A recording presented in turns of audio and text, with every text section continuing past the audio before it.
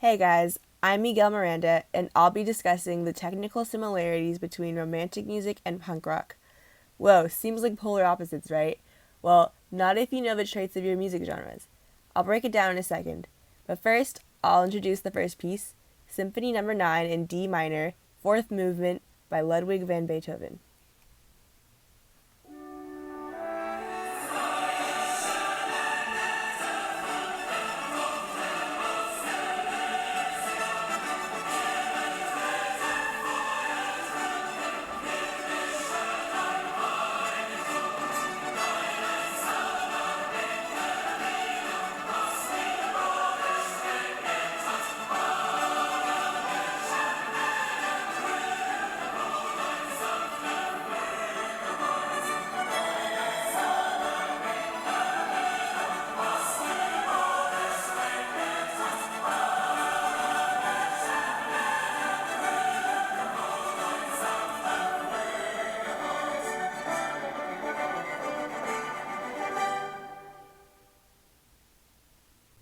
The genre of this song is romantic, which dates back to the 1800s in Europe.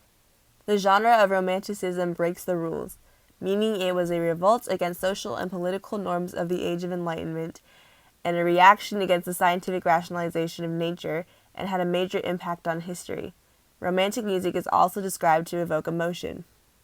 This piece in particular definitely evoked emotion, as I do recall my awesome teacher Cliff saying how when this piece was premiered, the audience broke out in a jubilant applause and acclaimed Beethoven 5 standing ovations, not to mention that a select group of amateurs performed this piece. This piece breaks the rules considering that a transition from a long instrumental to a chorus of vocals was unusual and incongruous. Symphony No. 9 was not meant to include a vocal movement.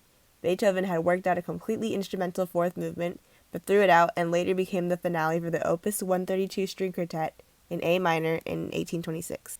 In the end, it had worked out because now this piece is almost universally considered Beethoven's greatest work, and many consider it one of the greatest compositions in Western musical canon. This next song is called Band in D.C. by Bad Brains.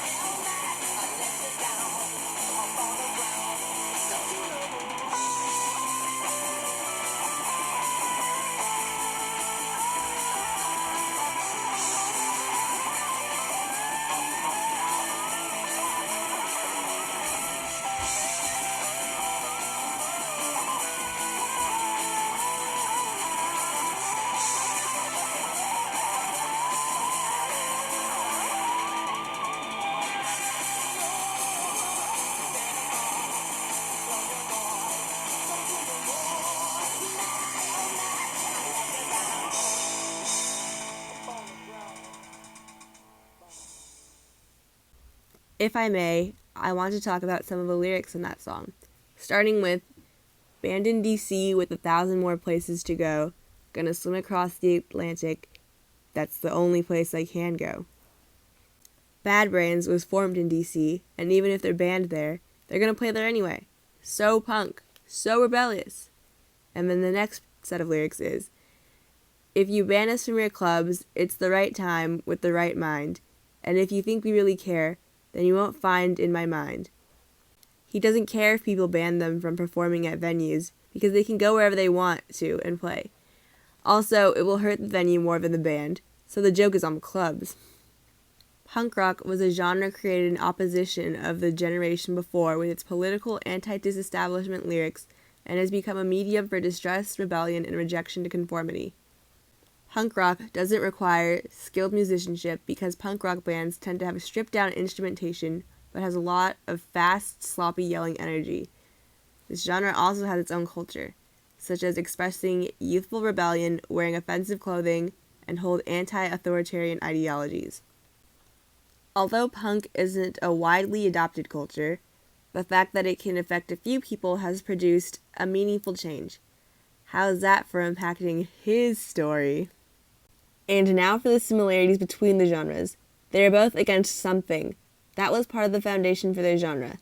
They both had discontent with musical formulas and conventions, such as punk being anti-musicianship, built on the rejection of stadium rock, built on a sneering denial of technical skill, built crucially on the breakdown of the performer-audience relationship, and romantic, being that the use of forms is manipulated and often ignored.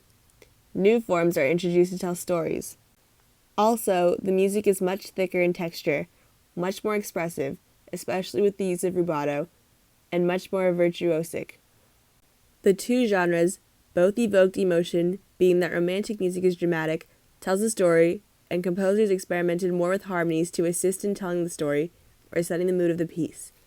And punk rock gathers its authenticity with depression and emotional distress embellished in its lyrics. They both gave a new attention given to national identity. For romantic music, it was nationalism, and for punk, it was anarchy.